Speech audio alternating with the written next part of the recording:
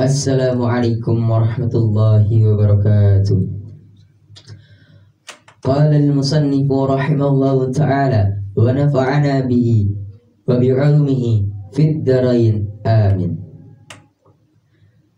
Faslun, adapun sebuah fasal fi mubtilatis sholati, di dalam menerangkan perkara yang membatalkan sholat. Tabtulu, menjadi batal, as-sholatu, sholat, farduha, baik sholat fardu, wa nafluha, dan sholat sunnah.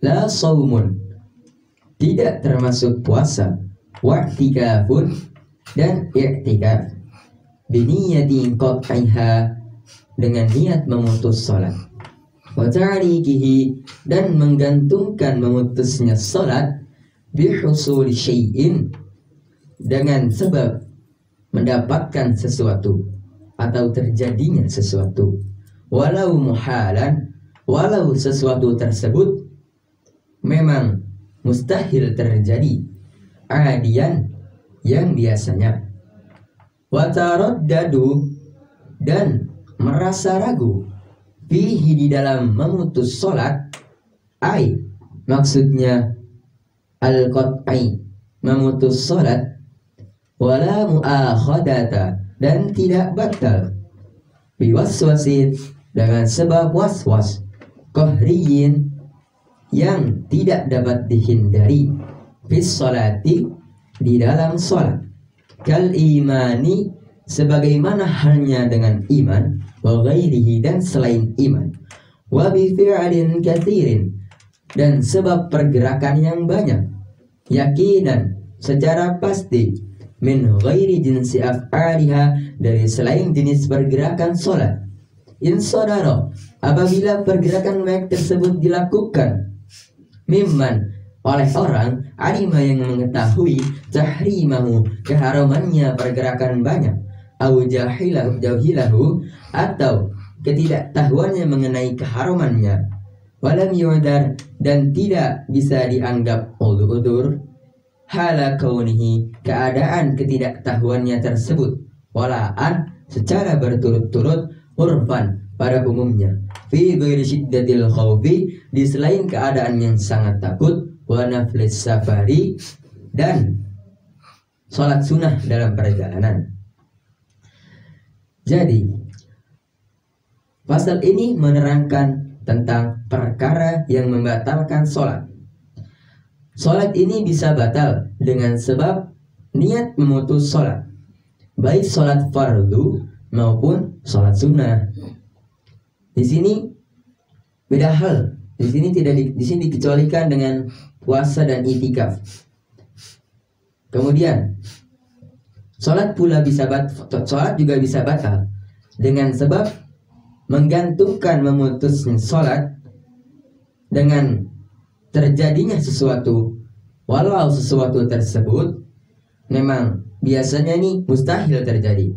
Seperti ketika kita sholat, dia niat, ketika seorang ini niat, ketika seorang ini sholat, ya niat, kalau misalkan masjid ini terangkat terbang, maka ia akan membatalkan sholat.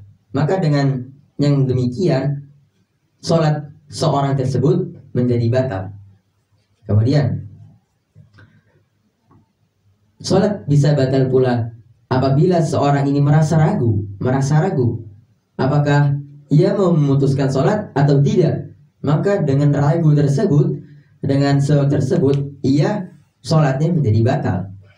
Kemudian apabila dengan sebab was-was yang memang tidak bisa dihindari di dalam sholat, maka dengan was-was tersebut, sholat ini tidak bisa batal, sebagaimana halnya iman dan selainnya.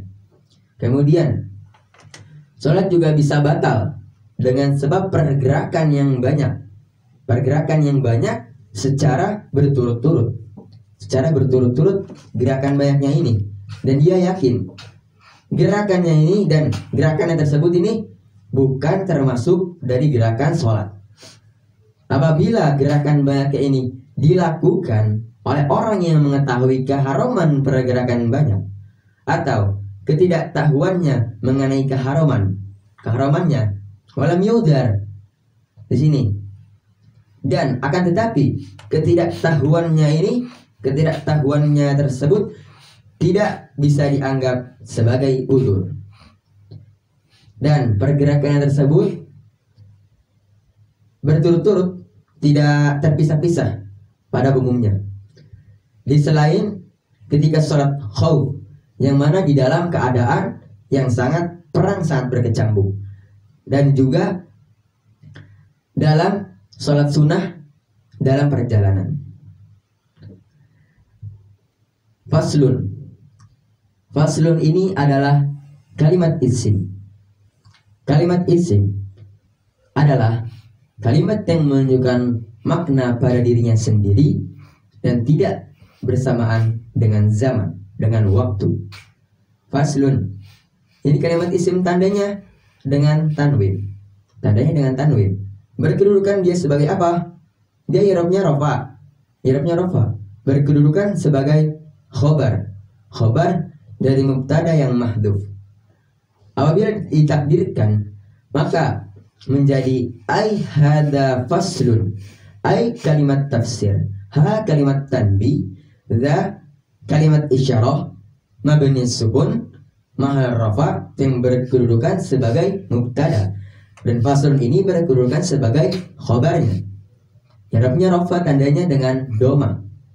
Kenapa doma? Karena ia isim mufrad.